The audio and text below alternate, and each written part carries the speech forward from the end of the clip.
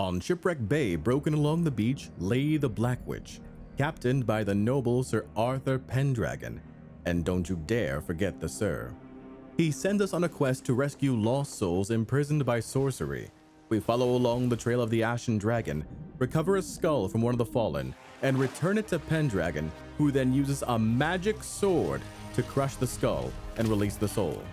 After listening to her story, we're on the hunt for the second captain, who we find was taken out along the beach in the Devil's Roar. Back to Pendragon, another skull crush, and we're off to hunt the dragon. We find her moored at Flintlock Peninsula, where we can see casket bearers carrying someone inside, entombed within this cave. Pendragon doesn't care about grave robbing, it looks like, and opens the cave from the inside, a bit proud of himself. We walk up the steps of the tomb and decide that Pendragon must know what he's doing, right? Being a noble and all. So we take the skull to him and...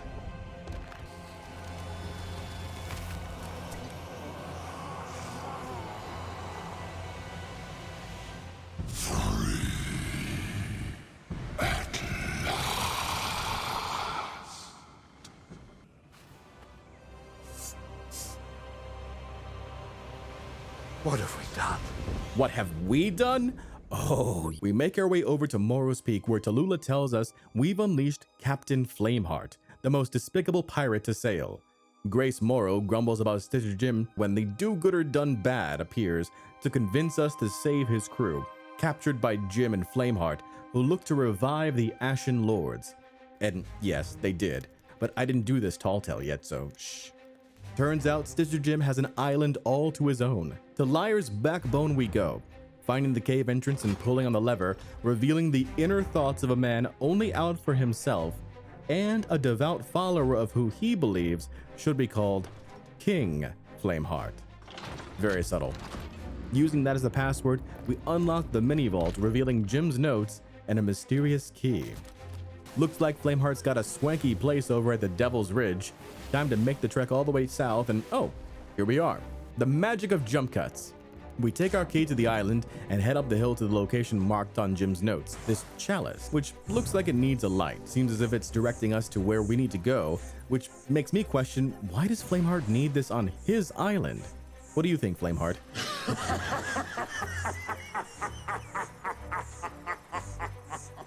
Fair enough. We follow the lights into the water, coming across the underwater entrance, the Lair. Not gonna lie, since I hadn't done this tall tale yet, had no idea this was here. So, pretty cool feeling. You know what's not cool though? Flameheart. Flameheart is not cool. Fight me, Reapers.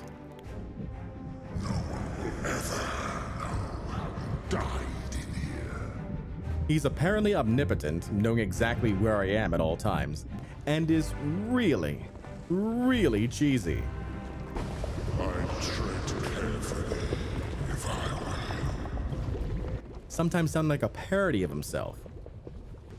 These catacombs were here long before you were born. They will endure long after you have been burned to ashes. Okay, not gonna lie, this is a pretty cool scene. Once we selected the door to go through, it was all about fire, pitfalls, and traps. Seriously, this is another one of those things that you see in the movies where the bad guy has all these different traps to counter against others, but if you think about it, wouldn't it be just a heck of a lot easier to recruit more folks to defend the outside? You know, maybe a spotter where you put that chalice? I know. It's a cartoon pirate game, and I have a blast playing it. These are just a few personal nitpicks of mine. Let's move on. I will say I did like the use of the pulley system to unlock doors and reveal hidden areas along the way through the lair. And I never thought I'd be raising a capstan while fire is shooting out at me, so a plus there.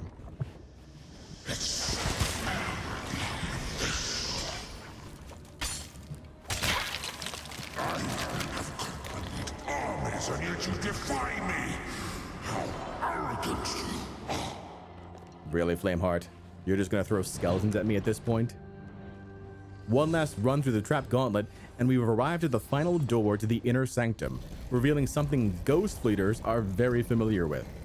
Behold, the galleon that once ruled these waters. The Burning Blade is here. The return of the Ashen Lords. That's north of Beach Bay.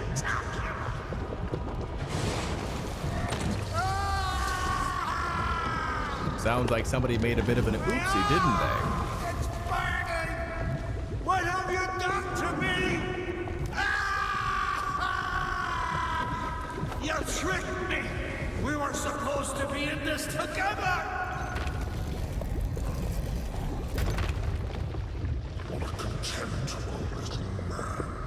Okay, that was a ruthless burn, Flameheart. You get some points back with me. Now we've got to take this chest through a bunch more different fire traps and more fire traps. Wait, why are there traps exiting your lair? How does that even make sense? Okay, I'll stop. Take the chest if you still desire. I have no further need of it now. Until we meet again. I don't know, Flameheart. Sounds like someone is just a little bit of a sore loser. We deliver the chest of rage to Pendragon, who at this point just can't help himself and puts the sword to the chest to release his crew. Luckily, it turns out that this time that was the right choice, but I'm keeping my eye on you, Pendragon. I don't care how chummy you are with your mates.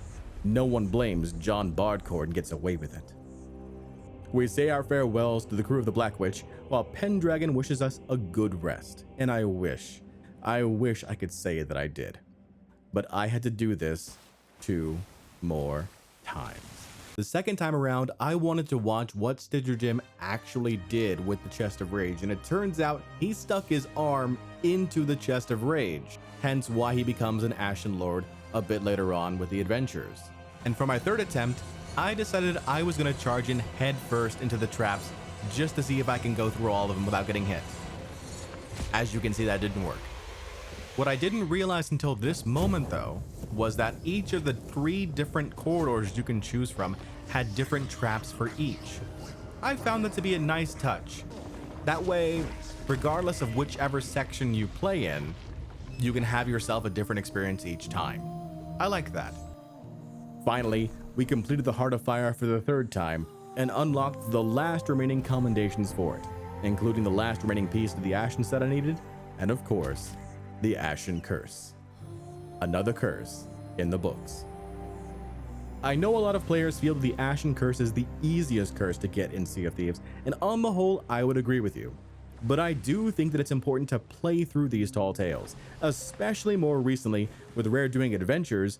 You could be absolutely lost in the plot without them. Take it from someone who didn't take tall tales seriously until just recently. Until next time, this is Jon Bardcore signing off, saying so long and take care.